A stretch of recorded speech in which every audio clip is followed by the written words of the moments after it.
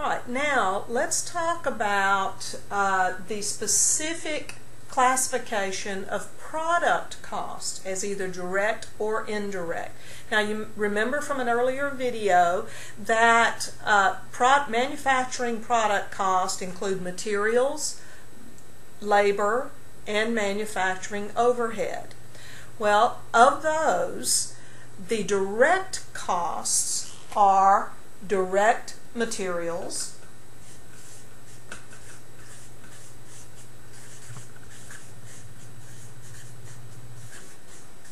now these direct materials are costs like, say for an automobile for example, the cost of the engine, the cost of the transmission,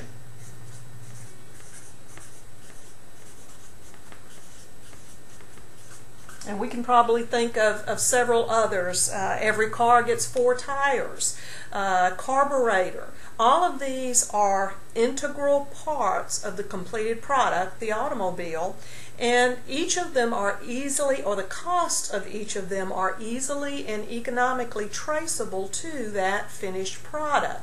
So there are direct materials. Now there are also indirect materials. And indirect materials are classified as manufacturing overhead.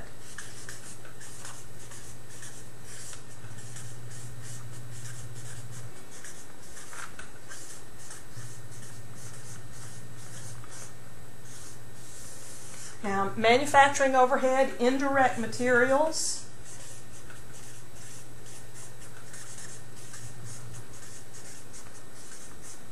is going to include things like lubricants for the machinery and the equipment that are used in the assembly process.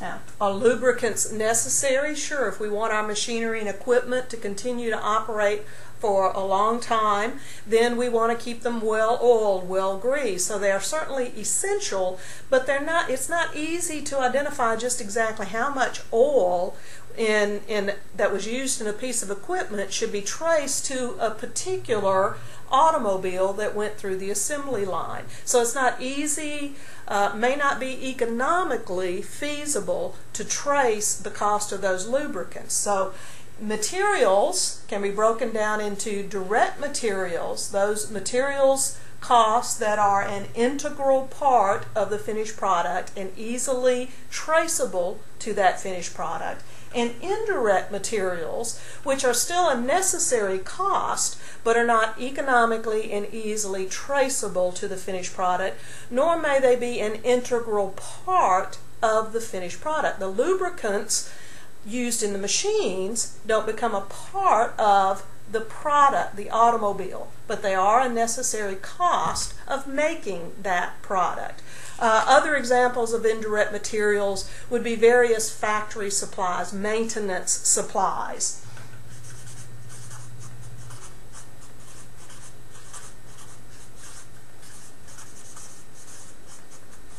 Also janitorial supplies, the cost to keep the restrooms in the factory clean and that sort of thing. So those would fall into the category of indirect materials, which is a manufacturing overhead cost. Now, materials, labor, and manufacturing overhead. So with labor, just like with materials, we've got direct labor and we've got indirect labor.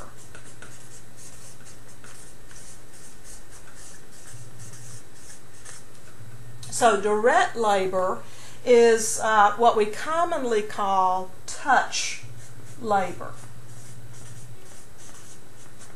This is the wages, the salaries of the assembly workers. And back in the day before electronic automation of the assembly process, these individuals would physically assemble the components and the parts in making that finished product. So they touched the finished product.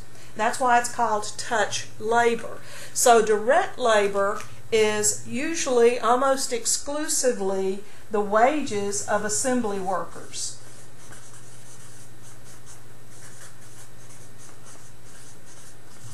Now, what falls into the category of indirect labor? Well, that maintenance person that keeps the equipment operating so that the assembly workers can use it and make that automobile. So the maintenance workers in the factory.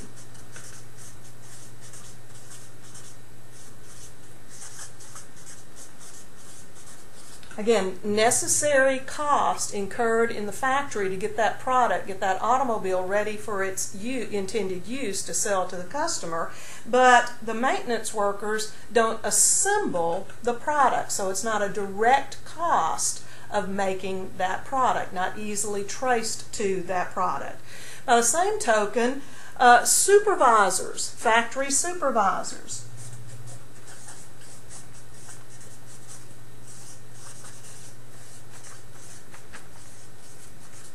Wages and salaries. Usually the supervisors are paid a salary rather than an hourly wage.